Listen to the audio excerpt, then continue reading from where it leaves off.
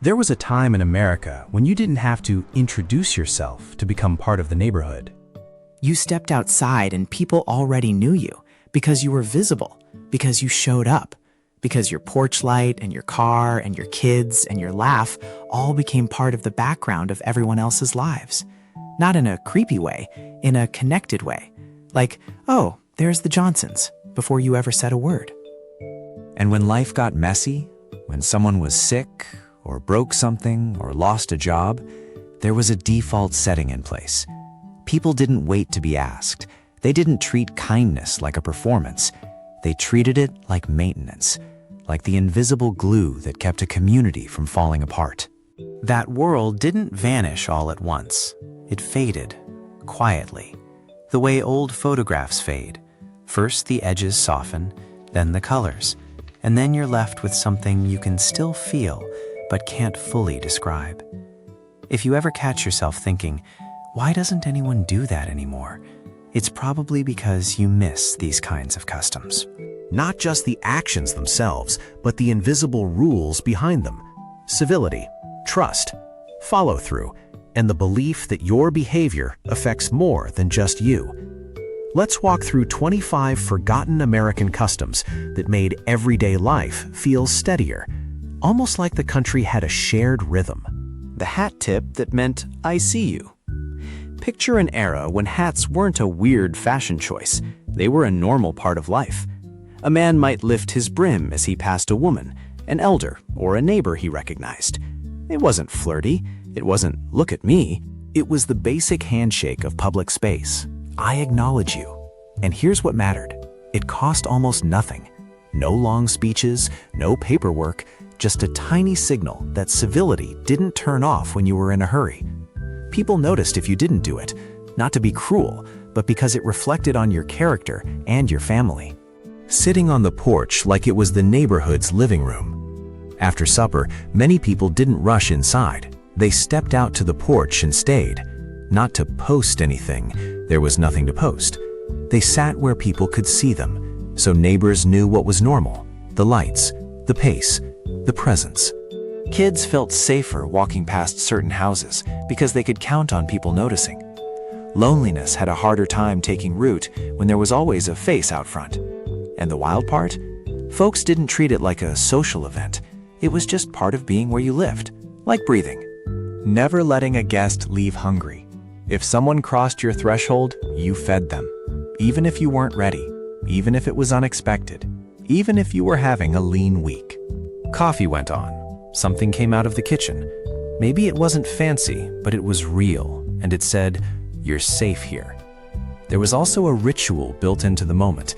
Guests often offered to help clean up, and hosts usually refused. That back and forth wasn't just manners, it was an unspoken agreement that hospitality was an honor, not an awkward transaction. 4.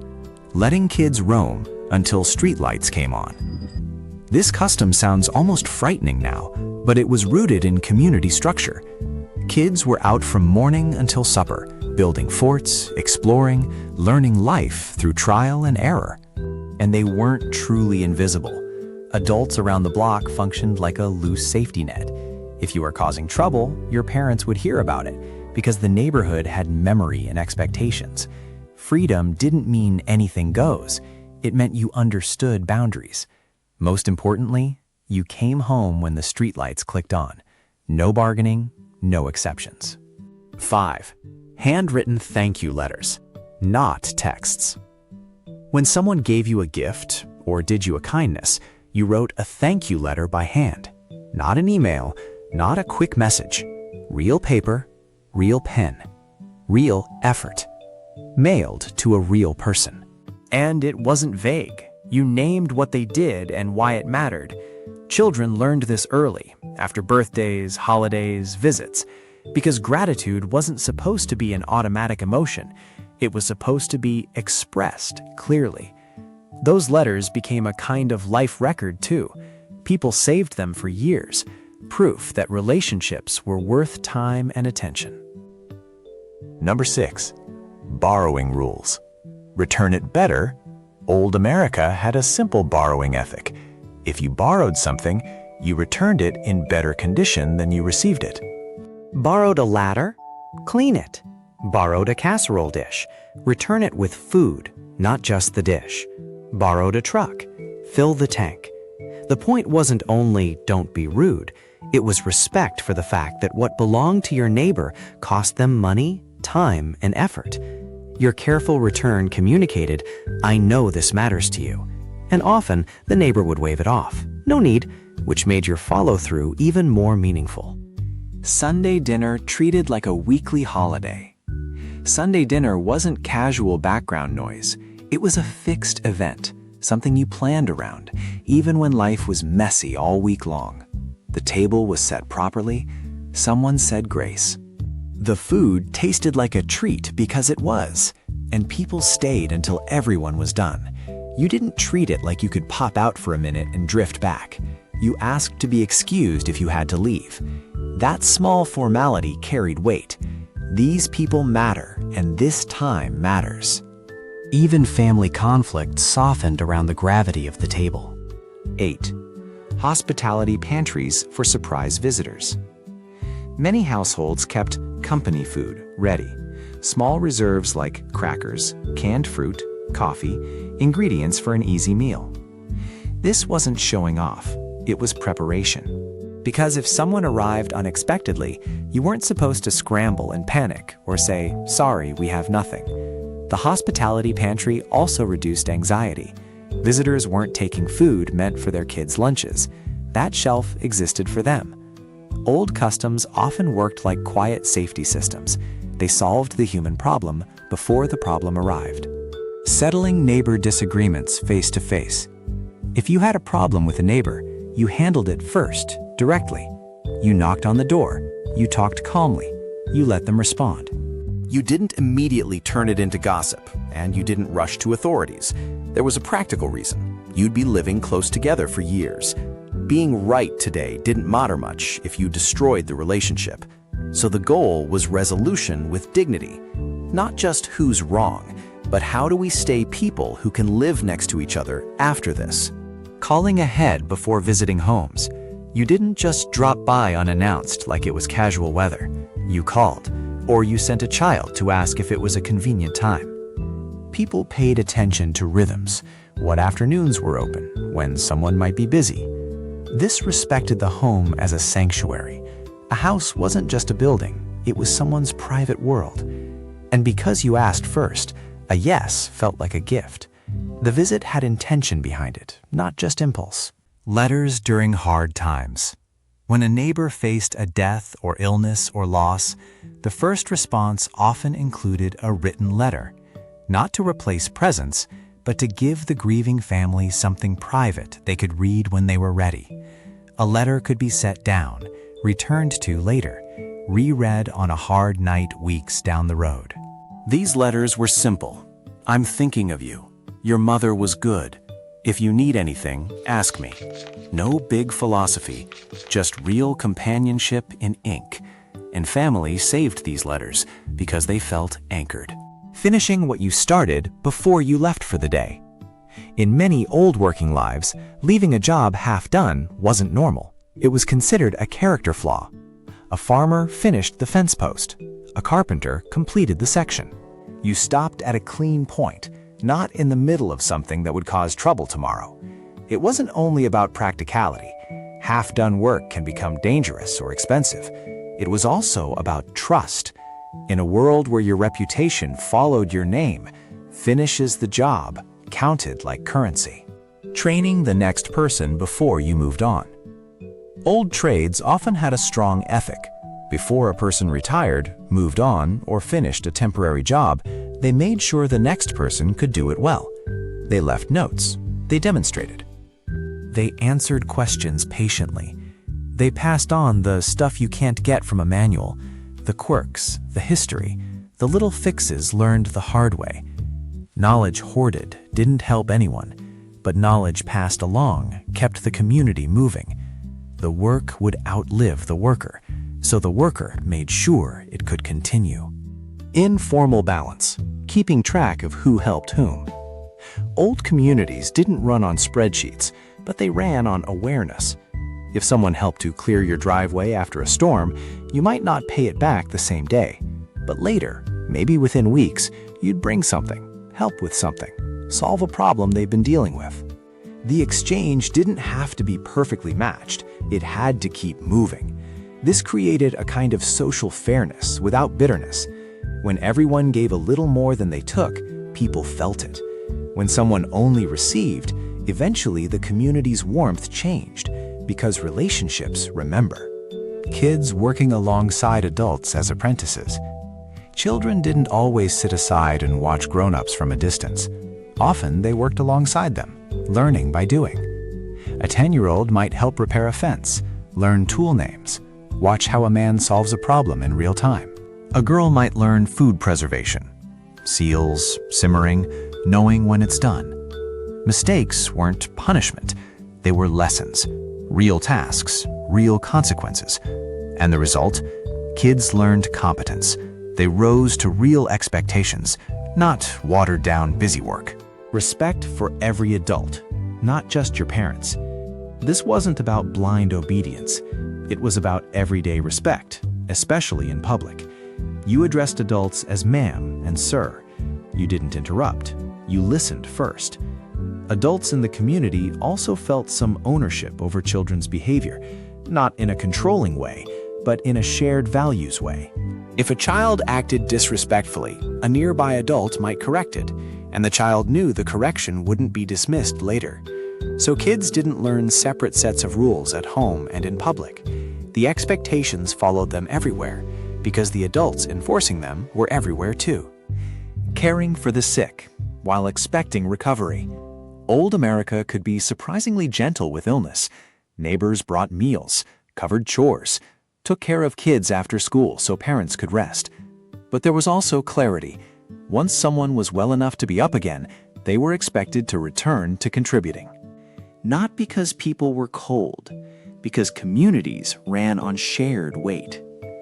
Recovery wasn't treated as hope forever, but as a process with a shape. Support during the hard part, then return to the shared rhythm. Care and accountability weren't opposites. They were connected. Keeping your word even when it cost you. A handshake in old times wasn't just trust me. It was binding in a way that affected reputation. If two neighbors agreed, price, timing, terms, and you broke it, the damage wasn't only financial, it was social. Your standing could take a generation to repair. People depended on each other. And untrustworthiness threatened the entire web, so people thought carefully before speaking promises. Once given, they honored them, even when it became inconvenient. That's how commitment became a culture, not just a personal trait. Asking for help without shame. Here's one that's hard for many people to imagine now. Asking for help wasn't treated like failure. Old America often saw self-sufficiency differently. A strong person wasn't the one who never needed anyone. It was the one who could ask when needed, and also give when others needed. If you needed a beam lifted, you asked. Neighbors showed up. You fed them. Later, you helped with something else. Asking for help kept the whole system functioning. Pride that refused to ask could actually hurt the group, like being the weak link in a chain. 20. Dressing up for meaningful occasions. On certain days, people dressed as if the moment deserved their best effort. Church, funerals, holidays, parades, big family meals. You polished shoes. You wore your good jacket, even if it was hot. Hats and gloves showed up for town. Kids often wore Sunday best too, and it subtly changed behavior. Clothing didn't magically turn you into a better person, but it reminded you that the day had importance. Effort was visible. Intention was the point. Not displaying good fortune. Old America had a quiet code about prosperity. You didn't shove it in people's faces. If your crops did well while your neighbors struggled, you didn't brag. If business was good, you didn't turn it into conversation fireworks. Because in a community where fortunes shifted with weather and economics, showing off could backfire. It made you look like someone who wouldn't be there when things turned. Prosperity was treated like something entrusted to you, something you used to help others flow forward too. Dinner conversations across generations. At the dinner table, children didn't have a separate kids zone. Adults and children spoke as part of the same conversation. Kids were expected to answer with more than one word. They shared what happened that day. They offered opinions. And adults spoke to children like their perspectives mattered, because those conversations trained them for real adulthood. This wasn't just talk. It transmitted stories, depression memories, town changes before the war, family history passed like salt and potatoes. The table became a place where culture lived in real time. Visiting the sick and bereaved with something in your hands. When you visited someone in distress, you often brought food, soup, pie, apples, whatever you could spare. You didn't arrive empty-handed, because ordinary tasks can vanish when grief hits. People forget to eat. They can't decide what to cook. The house goes quiet and nobody knows what to do with their hands. Your food solved a problem without forcing painful conversation. And it communicated something words sometimes can't. You're not alone. The showing up was the love. The food just made it easier. Formal introductions when new families moved in. When a new family arrived, neighbors introduced themselves quickly, not to nose around, but to make the new place feel real. You knocked. You told people your name. You might bring a small something. You answered questions about the neighborhood and its rhythms. This mattered because arriving somewhere new can feel anxious and blank. Introductions gave the landscape landmarks. It turned this address into these people. A community with early introductions tends to become a home faster for the newcomer. Your good name was your most important possession. Under everything else was one central standard: your reputation. Not your money, not your land, not your position. Your good name was built through hundreds of small daily choices. How you treated people when it cost you something, how you handled hardship, how you kept promises, how your children behaved, whether you showed up when it mattered. Reputation was community memory. It circulated even when you weren't in the room. And the standard was fair in a deep way. It didn't care where you started. It cared what you did after. Every day gave you a chance to add to the story people told about you. Old America wasn't perfect. No time and no place is. There were injustices. There were sorrows. People still broke promises sometimes, and hurt each other sometimes, and failed in ways that couldn't be covered up by porch lights and potluck plates. But inside the ordinary days, these customs practiced something bigger than manners. They practiced the idea that people matter, that your choices ripple, that community isn't just something you benefit from, it's something you build, one action at a time. Maybe you can't bring back every detail of that world, but you can still borrow the principle behind it. Show up, follow through, speak gratitude, respect other people's homes, repair what you borrow, and treat your word like it has weight. Because ordinary things, done consistently, aren't gone forever. They're just waiting for someone to restart the rhythm.